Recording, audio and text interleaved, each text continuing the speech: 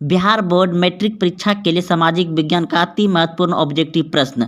पहला प्रश्न, गिरमिटिया मजदूर बिहार के किस क्षेत्र से भेजे जाते थे? तो इस प्रश्न का उत्तर हो जाएगा आपका, गिरमिटिया मजदूर बिहार के पश्चिमी क्षेत्र से भेजे जाते थे। ऑप्शन नंबर बी बिल्कुल सही है। अगला प्रश्न है कि सिकंदर कहाँ का निवासी था? सिकंदर कहाँ का निवासी था? तो इस प्रश्न का उत्तर हो जाएगा यूनान का था। ऑप्शन नंबर सी बिल्कुल सही है। अब अगले प्रश्न की ओर चलते हैं। प्रश्न है कि सन 1863 में सर्वप्रथम भूमिगत रेल की शुरुआत किस देश में हुई? तो इस प्रश्न का उत्तर हो जाएगा आपका ऑप्शन नंबर सी बिल्कुल सही है। लंदन में 1863 में सर्वप्रथम भूमिगत रेल की शुरुआत हुई लंदन में। ऑप्शन नंबर सी सही है। अगला प्रश्न देखिए, सेफ्टी लैंप का आविष्कार किसने किया? सेफ्टी लैंप का आविष्कार किसने किया? तो हेम्फ्री डेवी ने किया। ऑप्शन नंबर डी बिल्कुल सही है। अगला प्रश्न है, औद्योगिक क्रांति सर्वप्रथम किस देश में हुई? औद्योगिक क्रांति सर्वप्रथम इंग्लैंड में हुआ था। ऑप्शन नंबर ए बिल्कुल सही है। अगला प्रश्न देखिए, वैज्ञानिक समाजवाद का प्रतिपादन किसने किया? वैज्ञानिक समाजवाद का प्रतिपादन किसने किया? तो इस प्रश्न का उत्तर हो जाएगा आपका ऑप्शन नंबर सी बिल्कुल सही है, कार्ल मार्क्स ने।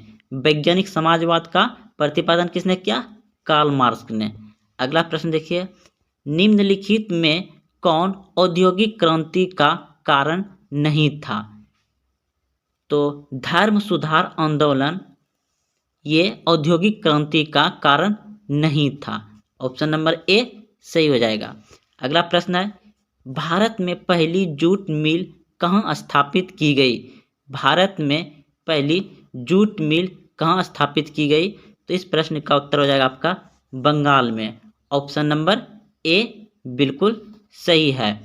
अगला प्रश्न है, राजगुरु को फांसी की सजा कब दी गई?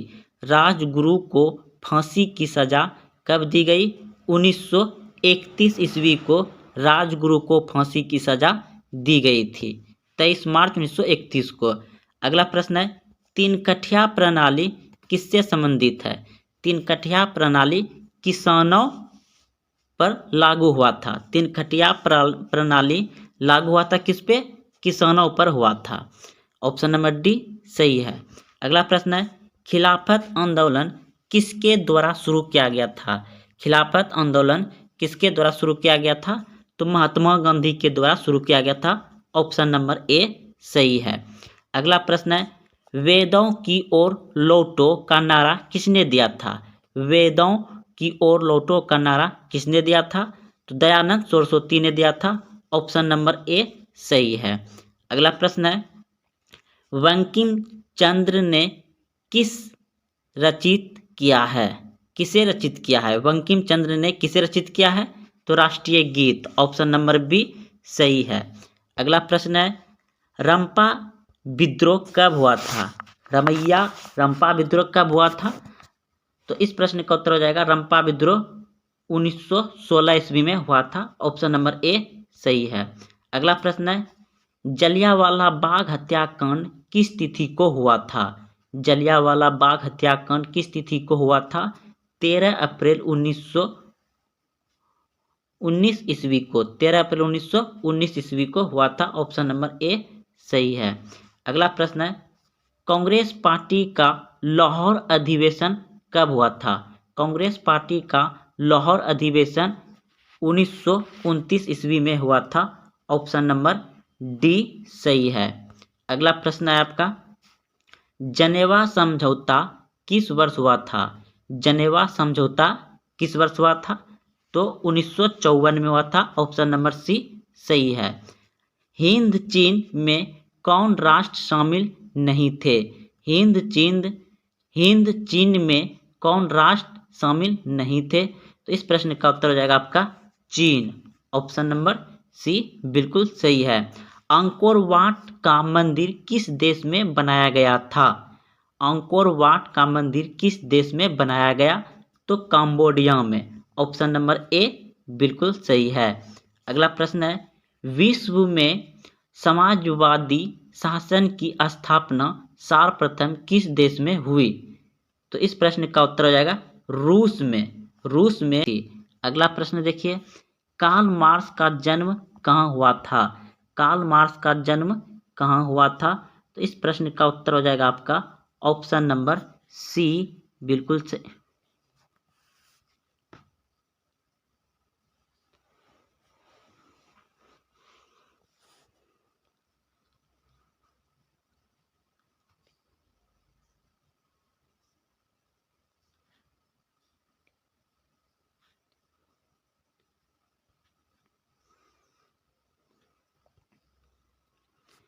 प्रश्न है,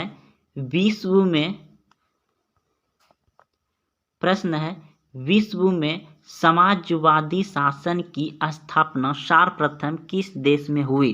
विश्व में समाजवादी शासन की स्थापना सर्वप्रथम किस देश में हुई? तो रूस में। ऑप्शन नंबर ए सही है।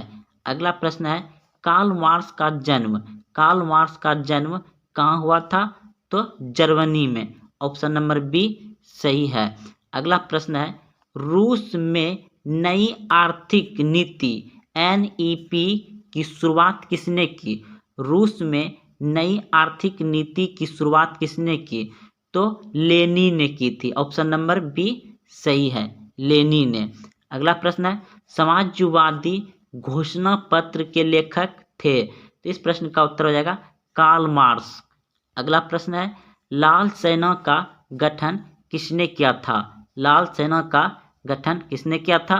तो ऑप्शन नंबर डी बिल्कुल सही है, ट्रस्टकी ने। अगला प्रश्न देखिए, रक्त एवं लौह की नीति का अवलंबन किसने किया था? तो इस प्रश्न का उत्तर हो जाएगा आपका ऑप्शन नंबर सी बिल्कुल सही है, बिस्मार्क ने। किसने किया था? बिस्मार्क ने रक्त एवं लौह की नीति का अवलंबन किया था बिस्मार्क ने। अगला प्रश्न है, यंग यूरोप की स्थापना किसने की थी? यंग यूरोप की स्थापना किसने की थी? मेजनी ने। यंग यूरोप की स्थापना किसने की थी? मेजनी ने। ऑप्शन नंबर बी सही है। अगला प्रश्न है कि महाराष्ट्र में भूकंप आने का मुख्यतः था। महाराष्ट्र में भूकंप आने का मुख्य था तो कोयना बांध। ऑप्शन नंबर डी सही है, कोयना बांध के कारण महाराष्ट्र में भूकंप आता है। अगला प्रश्न है, बिहार में भयंकर भूकंप कब आया था? बिहार में भूकंप आया था 1934 में। अगला प्रश्न है कि निम्न में से कौन प्राकृतिक आपदा नहीं है? तो इनमें बाढ़ प्राकृतिक आपदा है, हिंसा नहीं है, यह मानव के द्वारा क्या होता है, भूकंप प्राकृतिक है, सुखाड़ प्राकृतिक है। तो इसमें पूछ रहा है कि प्राकृतिक आपदा नहीं है, तो इस प्रश्न का उत्तर हो जाएगा आपका ऑप्शन नंबर बी सही है। अगला प्रश्न है, इनमें से कौन प्राकृतिक आपदा नहीं है? तो इनमें से कौन प्राकृतिक आपदा नहीं है? तो आतंकवाद हो जाएगा। ऑप्शन नंबर सी बिल्कुल सही है। सुनामी का प्रमुख कारण क्या है? सुनामी का प्रमुख कारण क्या है? समुद्र में भूकंप आना। ऑप्शन नंबर ए बिल्कुल सही है। भूकंप किस प्रकार की आपदा है? भूकंप किस प्रकार की आपदा है? तो ऑप्शन नंबर सी बिल्कुल सही है, प्राकृतिक। अगला प्रश्न है, भोपाल गैस सदृश किस प्रकार की आपदा है? तो इस प्रश्न का उत्तर हो जाएगा आपका वायुमंडलीय। यह मानव जनित कहीं कहीं होगा दोस्तों, लेकिन इस प्रश्न का उत्तर हो जाएगा आपका वायुमंडलीय। अगला प्रश्न है, भूकंप का मापन किसके द्वारा होता है? भूकंप का मापन किसके द्वारा होता है? तो ऑप्शन नंबर सी बिल्कुल सही है, रिएक्टर स्केल से। तो दोस्तों ये बहुत ही अच्छे प्रश्न थे। अगर आप यहाँ तक आए हैं तो आप इसे एक बार और देखें और इसे अच्छे से याद कर लें, क्योंकि ऐसा ही प्रश्न पूछा जाएगा आपको सामाजिक विज्ञान बिहार बोर्ड में। तो दोस्तों अगर आप चैनल को अभी तक सब्सक्राइब नहीं किया तो चैनल को सब्सक्राइब कर लें और अपने दोस्तों में शेयर जरूर करें। धन्यवाद। इटली तथा जर्मनी वर्तमान में किस महादेश के अंतर्गत आते हैं? इटली तथा जर्मनी वर्तमान में किस महादेश के अंतर्गत आते हैं? तो इस प्रश्न का उत्तर होगा आपका ऑप्शन नंबर डी, यानी कि घो पश्चिमी एशिया में। इटली और जर्मनी कहाँ आते हैं? पश्चिमी एशिया में। तो चलते हैं अगले प्रश्न की ओर। प्रश्न देखिए,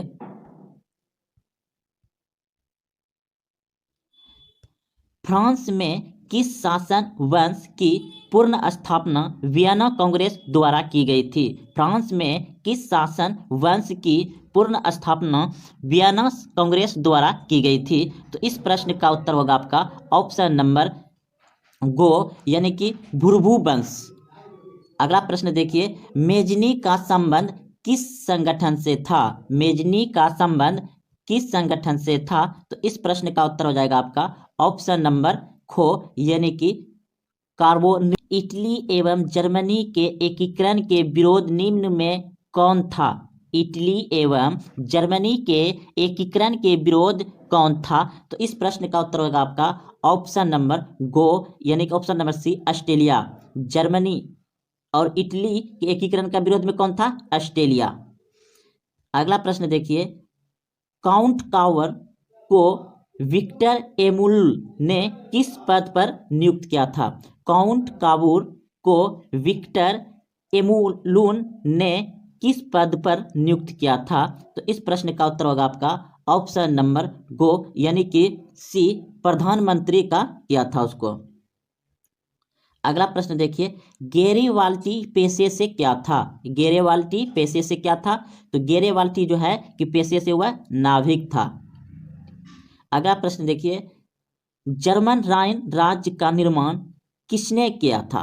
जर्मन राइन राज्य का निर्माण किसने किया था? तो इस प्रश्न का उत्तर होगा आपका ऑप्शन नंबर खो, यानी कि नेपोलियन बोनापार्ट ने। जर्मन राइन राज्य का निर्माण किसने किया था? नेपोलियन बोनापार्ट ने। अगला प्रश्न देखिए,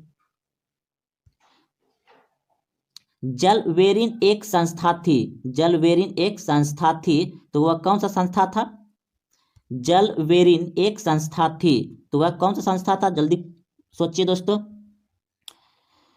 तो व्यापारियों की संस्था थी। अगला प्रश्न देखिए, रक्त एवं लौह की नीति का अवलोकन किसने किया था? रक्त एवं लौह की नीति का अवलोकन किसने किया? तो इस प्रश्न का उत्तर होगा आपका ऑप्शन नंबर गो, यानी कि ऑप्शन नंबर सी, बिस्मार्क ने।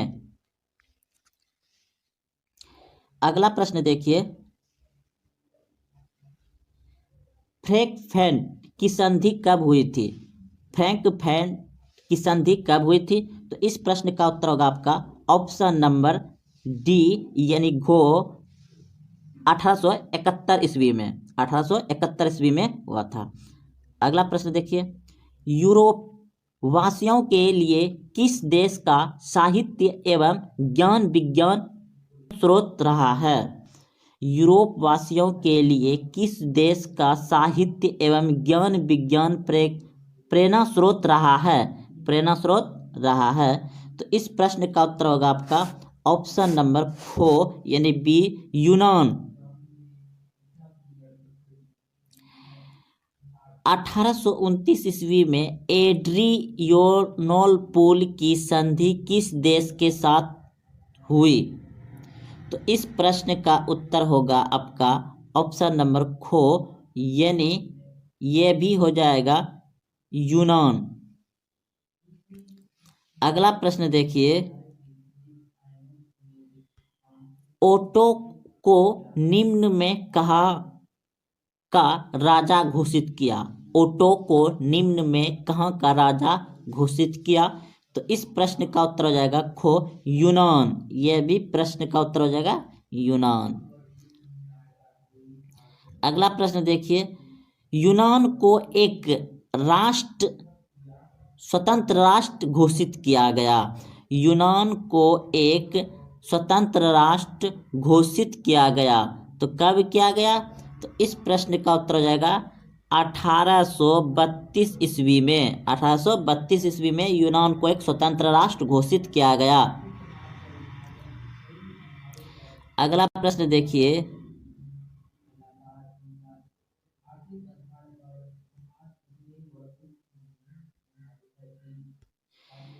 निम्न में किस वर्ष अलेक्जेंडर चिम्पोलेंटी के नेतृत्व में यूनानियों में विद्रोह शुरू हो गया? निम्न में किस वर्ष अलेक्जेंडर चिम्पोलेंटी के नेतृत्व में यूनान में विद्रोह शुरू हो गया? तो इस प्रश्न का उत्तर होगा आपका ऑप्शन नंबर खो 1821 ईस्वी में। 16 नंबर, हितोरिया फ्लाइक नामक संस्थान की स्थापना हुई। हितोरिया फ्लाइक नामक संस्थान की स्थापना हुई। तो इस प्रश्न का उत्तर होगा आपका ऑप्शन नंबर सी यानी घो उड़ीसा में। अगला प्रश्न देखिए 17 नंबर है। 17 नंबर प्रश्न देखिए, निम्न में कौन जैकोबिनिया क्लब का सदस्य था? निम्न में कौन जैकोबिनिया क्लब का सदस्य था? तो इस प्रश्न का उत्तर होगा आपका ऑप्शन नंबर ए यानी को टीपू सुल्तान। वियना सम्मेलन की मेजबानी निम्न में किसने किया? वियना सम्मेलन की मेजबानी निम्न में किसने किया? तो ऑप्शन नंबर ए यानी को मैटरनिक ने किया था। अगला प्रश्न देखिए, वियना सम्मेलन में निम्न में किसने भाग लिया? वियना सम्मेलन में निम्न में से किसने भाग लिया? तो इस प्रश्न का उत्तर होगा घो ऑप्शन नंबर डी। ये वियना सम्मेलन में लिया था भाग ब्रिटेन, रूस, प्रसा और ऑस्ट्रेलिया, ये चारों ने लिया था। अगला प्रश्न देखिए, चार्ल्स एल्बर्ट निम्न में कहाँ का शासक था? चार्ल्स एल्बर्ट निम्न में कहाँ का शासक था? तो इस प्रश्न का उत्तर हो जाएगा आपका ऑप्शन नंबर को सैर्डिनिया पीडमाउंट। अगला प्रश्न देखिए, किस वर्ष गैरीबाल्डी ने रोम पर आक्रमण करने की योजना बनाई? किस वर्ष गैरीबाल्डी ने रोम पर आक्रमण करने की योजना बनाई? तो इस प्रश्न का उत्तर हो जाएगा आपका ऑप्शन नंबर 1862 ईस्वी में ए यानी को। काबूर की मृत्यु किस वर्ष हुई? काबूर की मृत्यु किस वर्ष हुई? तो इस प्रश्न का उत्तर होगा आपका ऑप्शन नंबर ए यानी 1862 ईस्वी में।